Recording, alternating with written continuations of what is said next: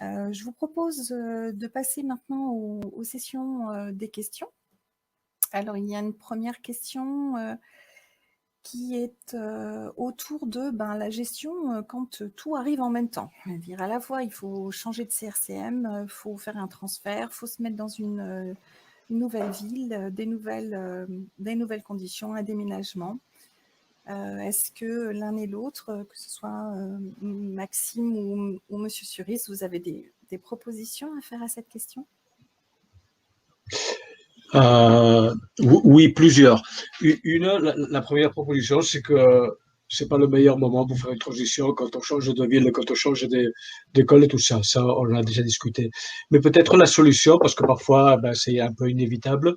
Il y a les Britanniques, par exemple, ils ont leur programme, le Ready, Set, Go, je crois qu'il s'appelle.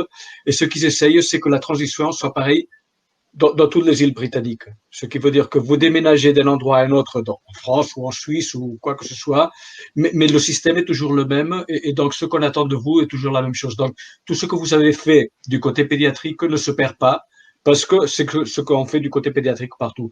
Je pense que ça, c'est le grand objectif qu'il faudrait se poser, qu'on aille tous dans le même sens. Dans mon hôpital, par exemple, c'est désespérant. Chaque service a sa transition et en plus, ils sont convaincus qu'elle est beaucoup meilleure que le reste des transitions des autres et comme ça, on va nulle part.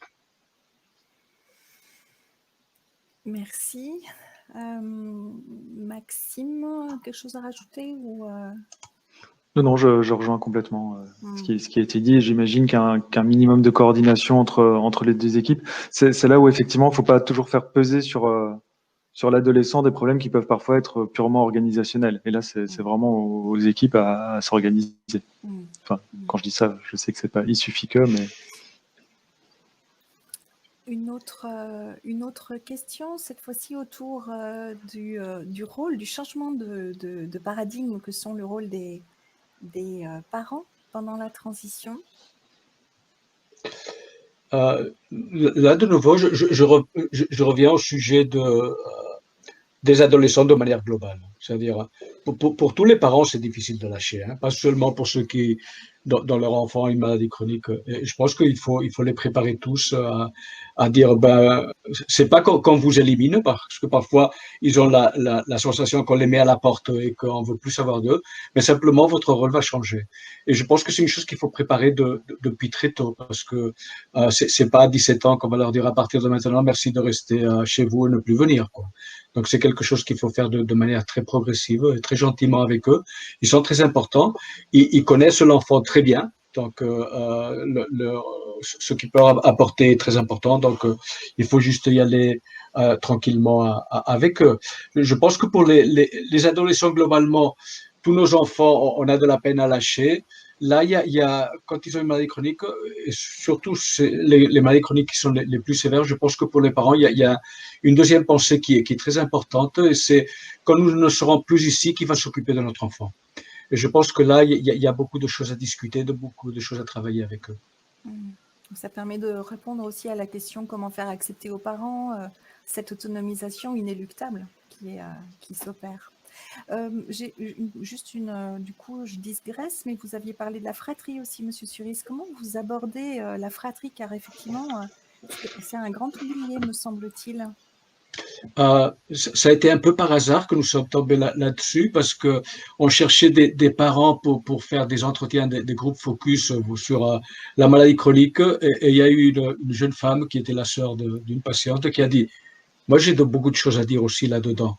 Et alors on a commencé avec les frères et sœurs et c'est vrai, ils en souffrent beaucoup, surtout parce que parfois, surtout quand ils sont jeunes, ils sont très peu informés de ce qui se passe et c'est terrible hein, quand vous voyez qu'il y a des choses qui se passent autour de vous et vous n'avez pas la moindre idée de ce que c'est, vous imaginez toujours le pire et c'est normalement pas le cas. Donc je pense qu'il faut parler avec eux et qu'ils aient leur espace pour pouvoir exprimer quelles sont leurs craintes, quels sont leurs problèmes ou comment ils voient les choses. Donc, c'est pas juste les parents. Je pense qu'il faut prendre plutôt tout le noyau familial là-dedans. Très bien. Question pour Maxime autour comment recueillir les besoins de nos adolescents, pouvoir l'insérer dans leur parcours, dans leur processus de transition. Oui, alors juste une parenthèse pour tout le monde. J'ai constaté qu'il y a des grésillements dans ma vidéo au niveau du son. Ça crée un petit inconfort. Voilà, je suis désolé, je me l'explique pas. Je m'en étais pas rendu compte. Je crois qu'ils construisent une antenne 5G tout près. C'est peut-être lié, hein. C'est pas Je pire que plaisante. pour le mien, hein, qu'il a fallu que je prenne le relais, donc t'inquiète. Voilà, bon, parenthèse refermée. Non, c'est une question fondamentale de comment on peut évaluer vraiment les besoins des adolescents dans la recherche. Il y a une agitation, je dirais, autour de ce qu'on appelle les transitions readiness, donc comment évaluer que l'adolescent est prêt à passer en soins adultes. Donc il y a pas mal de questionnaires, d'échelles qui ont été validés, qui sont intéressantes, mais qui sont malgré tout relativement orientés sur, en gros, on évalue si un adolescent est prêt en fonction de est-ce qu'il connaît sa maladie, est-ce qu'il sait citer ses traitements, est-ce qu'il connaît ses soignants adultes, et très sur la maladie.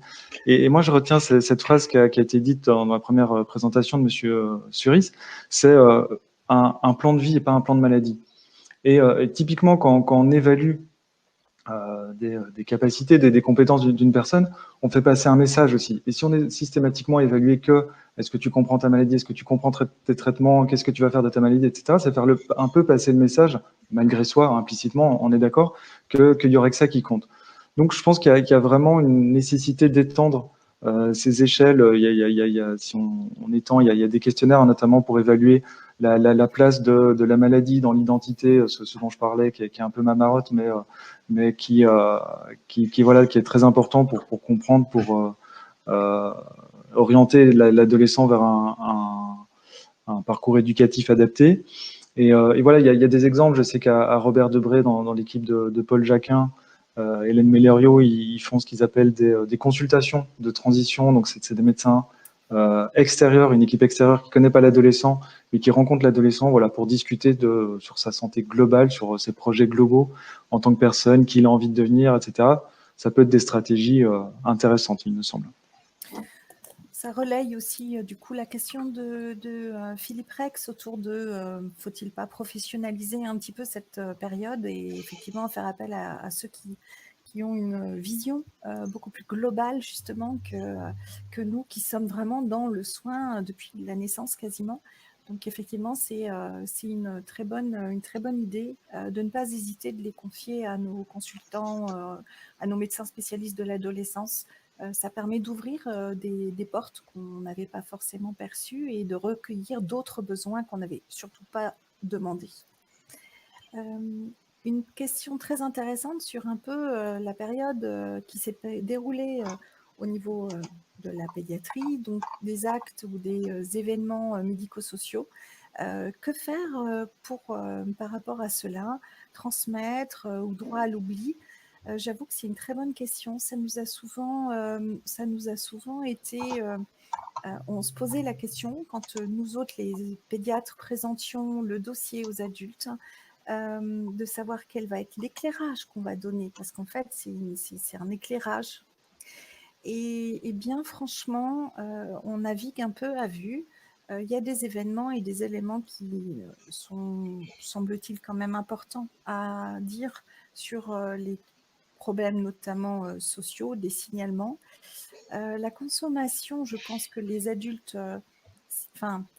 c'est une question qu'on pourrait lancer à tout le monde. Hein. Tout le monde pourrait répondre individuellement dans la chat en disant je pense qu'il faut le dire, je pense qu'il ne faut pas le dire, je pense que c'est vraiment au cas par cas.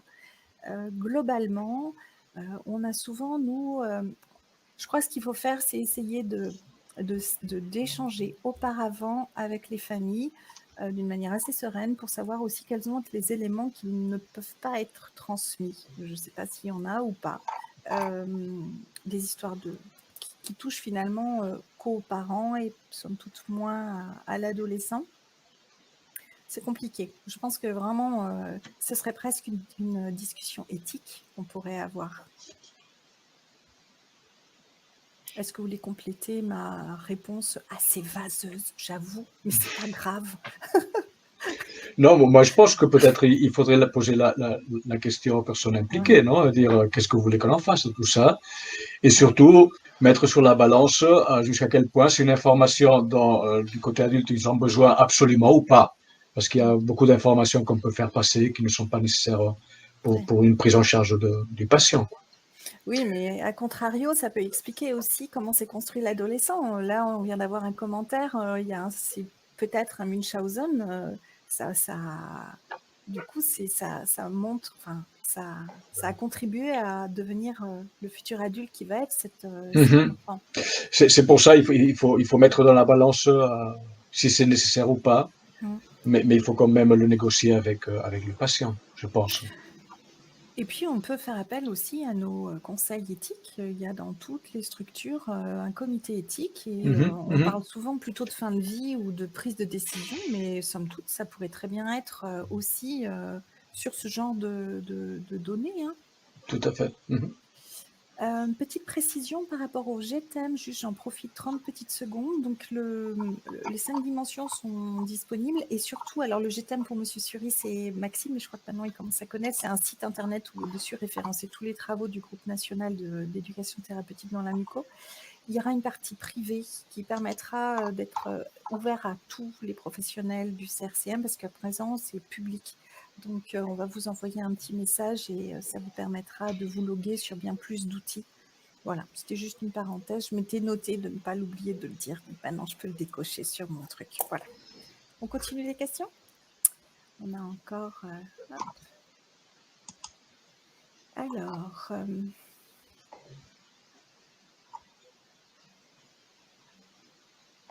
voyez-vous d'autres éléments? Je suis en train de les rebalayer. Donc, Cathy, juste peut-être pendant que tu regardes les autres questions, pour rebondir sur la question précédente, je ne sais pas si ça résolve tout à fait la question, mais je sais qu'il y a des équipes qui, comme technique pédagogique, demandent aux jeunes de rédiger une lettre de présentation qu'il donnera aux soins adultes. Voilà, ça peut être une technique ou l'occasion justement de négocier les informations qui vont être transmises. Ça peut être aussi la porte d'entrée pour discuter de pourquoi il y a des choses qui mettent sur la lettre et des choses que non. Et voir un peu comment on travaille sur ça. C'est une excellente idée. Mhm. Très bien. Donc, alors, la psychologie positive, est-ce qu'elle est utilisée ou pas? Alors, je ne suis pas du tout psychologue. Cependant, on sent que maintenant, avec l'essor du développement personnel, la gestion du stress, un certain nombre d'éléments nous est maintenant possiblement utilisable. Pas plus tard que hier, je suis surprise d'une chose et pas plus tard qu'hier, c'est ce qui s'est passé en consultation. Nos adolescents, je ne sais pas ce qu'ils ont, ils sont extrêmement stressés quand on leur laisse la possibilité d'exprimer. Ils ont des bouffées d'angoisse qui arrivent à n'importe quel moment, au niveau scolaire, au niveau du lycée, des enjeux, l'environnement. Et là, effectivement, du coup, j'utilise assez facilement des choses autour de la gestion du stress et notamment du CBSM, un lieu de sécurité, une respiration profonde. Après, la psychologie positive, bien franchement, je ne suis pas la spécialiste, mais j'avais envie de le dire parce que c'est important par rapport à justement l'estime d'eux, comment ils pouvaient un peu acquérir dans cet empowerment, comment ils pouvaient acquérir une posture pour faire face à ce qui se passe en dehors de la maison. Maxime, peut-être, avec tes compétences de psychologue? Non, pas rien de spécifique à ajouter, mais si ce n'est que effectivement aujourd'hui il y a pas mal de techniques de ce qu'on appelle de psychopédagogie, hein, où il n'y a pas nécessité d'être psychologue pour aborder des notions autour des émotions, de certains ressentis, des choses comme ça qui sont même facilement accessibles, hein, sur les sites des IREPS, je pense. Il y a pas mal d'outils ou de techniques qui sont partagés pour travailler, je vous dis, sur l'estime de soi, les compétences relationnelles, le stress ou des choses comme ça qui sont, enfin voilà, surtout en France, beaucoup de personnes sont formées à l'éducation thérapeutique et avec cette formation-là, il y a vraiment la capacité d'utiliser ces outils relativement facilement. Du reste, elles existent notamment déjà dans ce fameux outil Comet, où je vous disais, je vous en reparlerai après. L'outil Comet, vous pouvez l'acheter ou le télécharger, le faire plastifier. Il y a pratiquement une vingtaine d'activités qui tournent autour de l'estime de soi, autour de la lettre. Ils en parlent justement. Là, ils utilisent un atelier, c'est lettre à la maladie. Donc voilà, pour un peu initier des éléments de dialogue avec soi et puis avec autrui. Mais je pense qu'on va peut-être aussi mettre des petits axes autour de ça dans le GTM, peut-être un petit onglet autour des différentes thérapies à l'heure actuelle, autour de cette estime de soi et puis de la gestion du stress. Mais posez la question s'ils ont des fois des périodes de stress, vous serez assez surpris de la réponse. Pour certains, au point de ne pas pouvoir aller au lycée. Je ne sais pas si c'est pareil en Suisse, à Lausanne, quand c'est très calme, très paisible. Rien ne se passe jamais à Lausanne. Mais moi, je pense qu'il y a un truc sur lequel ce sera probablement le sujet pour l'année prochaine, hein, mais tout l'effet de ce confinement et tout ça chez ces jeunes en général et ceux qui ont une maladie chronique en particulier, et tous ceux qui font des changements, qu'est-ce qui va se passer? Parce que c'est très dur pour eux, hein, de rester à la maison, de ne pas voir les amis et tout ça. On verra.